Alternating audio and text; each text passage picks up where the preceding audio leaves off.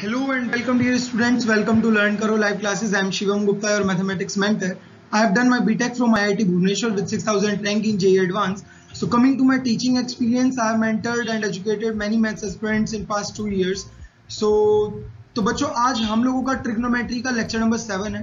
6 lecture हम already cover कर चुके हैं, मतलब most of the portion. 6 lecture का मतलब होता है मोस्ट ऑफ द पोर्शन हम लोग इस चैप्टर का कवर कर चुके हैं। तो अगर आपने पहले वो लेक्चर्स नहीं देखे हैं तो पहले आप वो लेक्चर्स देखिए, तभी ये लेक्चर समझ में आने वाला है। अदरवाइज इस लेक्चर में और अगले लेक्चर में आपको बहुत डिफिकल्टीज फेस करनी पड़ सकती है अगर आप पिछले लेक्चर्स रिवाइज नहीं किए हैं तो चलिए स्टार्ट करते हैं हम आज का लेक्चर। और आज के लेक्चर में हम लोग प्रोडक्ट टू सम पढ़ने वाले हैं। जैसे कि मैंने आपको लास्ट लेक्चर के एंड में बताया था कि हमने लास्ट लेक्चर में सम टू एंड पढ़ा था, सम टू प्रोडक्ट पढ़ा था। आज हम प्रोडक्ट टू सम पढ़ेंगे। ठीक है, 4 फॉर्मूलेज हैं इसमें, चारों फॉर्मूलेज का डेरिवेशन देखेंगे कैसे वो फॉर्मूले आ रहे हैं।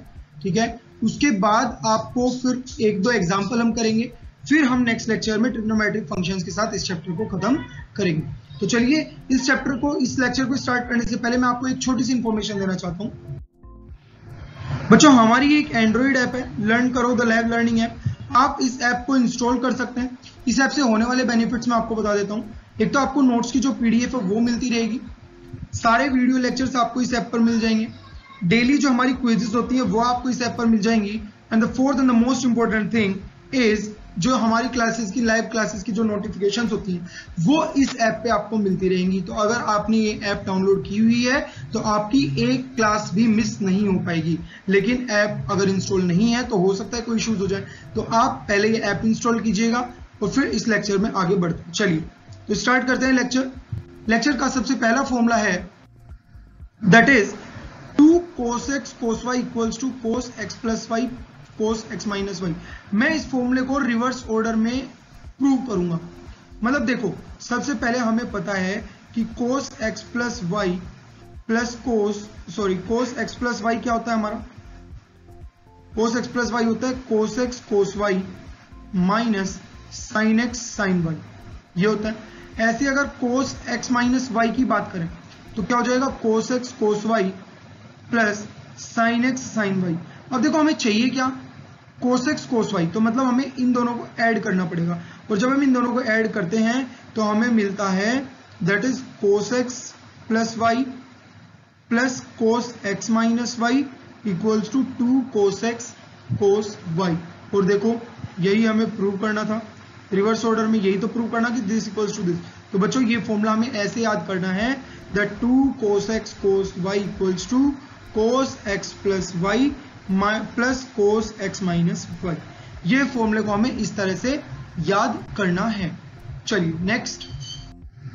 नेक्स्ट है minus 2 sin x sin y equals to cos x plus y minus cos x minus y। अब इसमें भी भाई सबसे पहले तो cos x प्लस y का क्या फॉर्मूला होगा? That is cos x cos y minus sin x sin y। और इधर क्या बन जाएगा? cos x माइनस y क्या बन जाएगा?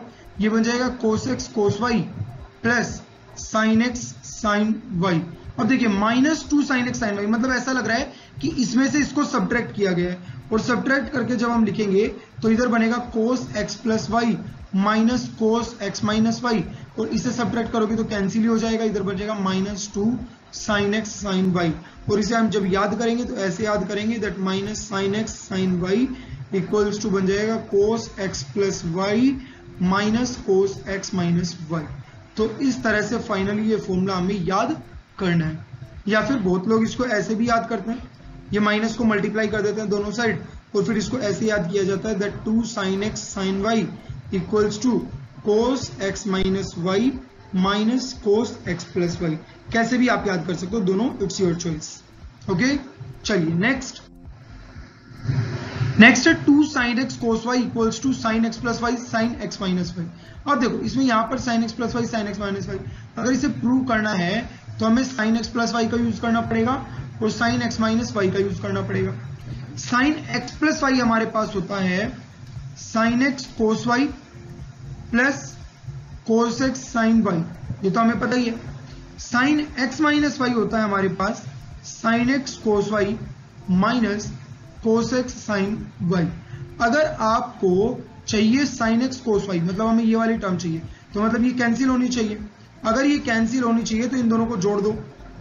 जब हम इन दोनों इक्वेशन को जोड़ेंगे तो ये कैंसिल हो जाएगा, इधर बचेगा sine x plus y plus sine x minus y equals to 2 sine x cos y, क्योंकि ये दोनों चीजें जुड़ जाएंगी और ये बन जाएगा। इसे आप ऐसे याद कर सकते हैं 2 sine x cos y equals to sine x plus y plus sine x minus y. तो आप यहाँ पर देख सकते हैं कि प्रोडक्ट टू सम क्यों बोला जाए, क्योंकि ये प्रोडक्ट है और ये हम सम में लेके जा रहे हैं। तो प्रोडक्ट से सम में, प्रोडक्ट से डिफरेंस में, ऐसे हम लेके जा रहे हैं, इसीलिए हम इसको बोल रहे हैं product to sum formulas. Clear? चलिए अगला देखिए 2 cos x sin y। अब cos x sin y के लिए हमें दो फॉर्मूलाज की जरूरत है, जिसे हम लिख सकते हैं sin x प्लस वाई।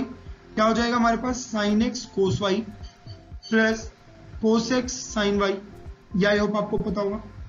अगला sin x माइनस वाई, ये सब फॉर्मूलाज हम डिस्कस कर चुके हैं, ओके, इसलिए मैं डायरेक्ट लिख रहा हूँ sin x cos y minus cos x sin y। अब हमें क्या चाहिए? cos x sin y, मतलब इसमें से आप इसको सब्ट्रैक्ट करो, सब्ट्रैक्ट करोगे तो इधर क्या बनेगा? sin x plus y minus sin x minus y equals to, ये दोनों कैंसिल हो जाएंगे और ये बना देगा 2 cos x sin y। तो फाइनली जब हम लिखेंगे तो हम इसे इस तरह से लिखेंगे that 2 cos x sin y equals to sin x plus y minus sin x minus y. Clear है? तो इस तरह से हमें ये फॉर्मूले डिराइव करने पड़ेंगे। चलिए अब इन फॉर्मूलेस के बेसिस पर, तो ये फॉर्मूलेस थे हमारे 4, तो आई होप ये फॉर्मूले आप लोग याद रखेंगे और याद रखने पड़ेंगे आपको। फॉर्मूले के साथ साथ आप डेरिवेशन भी याद रख सकते हैं, क्योंकि अगर बोर्ड एग्जाम्स में अगर ये डेरिवेशन या 11th के एग्जाम्स में आपके डेरिवेशन आते हैं तो आपको इजी रहेगा करने में।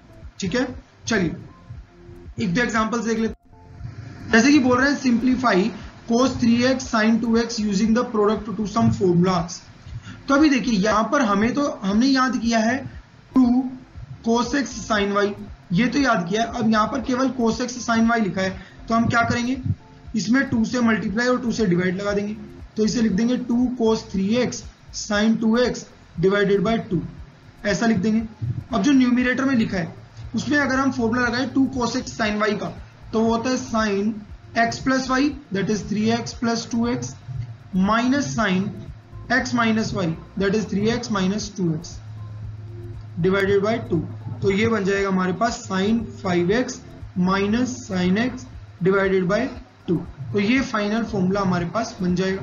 तो इस तरह से हम इसे सिंप्लीफाई कर सकते हैं। इससे ज्यादा सिंप्लीफिकेशन तो फिर आप sin c minus sin d लगाइए तो वापस वहीं पहुंच जाओगे, तो कोई फायदा नहीं है। अगर आप sin c minus sin x minus sin y लगाओगे तो वापस वहीं पहुंच जाओगे, तो इसलिए कोई बेनिफिट नहीं है। तो फाइनल आंसर हमारा ये रहेगा।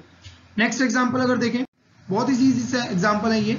जैसे कि sin, अगेन 2 से मल्टीप्लाई 2 से डिवाइड तो करना ही पड़ेगा। अगर आप 2 से मल्टीप्लाई 2 से डिवाइड कर देते हो तो ये 2 cos x cos y का फॉर्मूला हमें लगाना है, और 2 cos x cos y का फॉर्मूला लगाओगे तो क्या लिखोगे? 2 cos x cos y का जब हम फॉर्मूला लगाएंगे तो बनेगा cos x plus y plus cos x minus y. x क्या है? 4x और y क्या है? 2x divided by 2।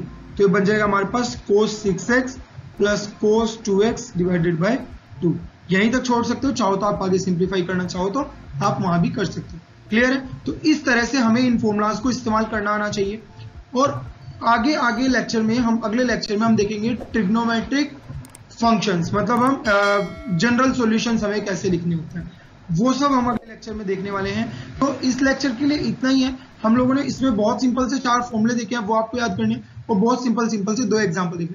इसके ऊपर जो अच्छे एग्जाम्पल्स है वो हम लोग क्विज में लेके आएंगे। तो क्विज आपके लिए बहुत इंपॉर्टेंट है, क्योंकि यहाँ पर हम केवल मैक्सिमम पोर्शन थ्योरी का कवर करते हैं और थ्योरी को एग्जाम्पल में कैसे अप्लाई करना है केवल वही सीखते हैं, लेकिन प्रैक्टिस जो करते हैं वो हम क्विज में करते हैं। तो आप लोगों को क्विज हम जल्दी लेके आएंगे, जैसे ही हमारी थ्योरी खत्म होगी उसके जस्ट बाद हम क्विजेस लेके आएंगे। तो आई होप आप हमारे साथ जुड़े रहिए और ट्रिग्नोमेट्रिक फंक्शंस देखते रहिए। अगले लेक्चर में हम लोग और आगे बढ़ाने वाले हैं। So this is all about this lecture. Thank you so much.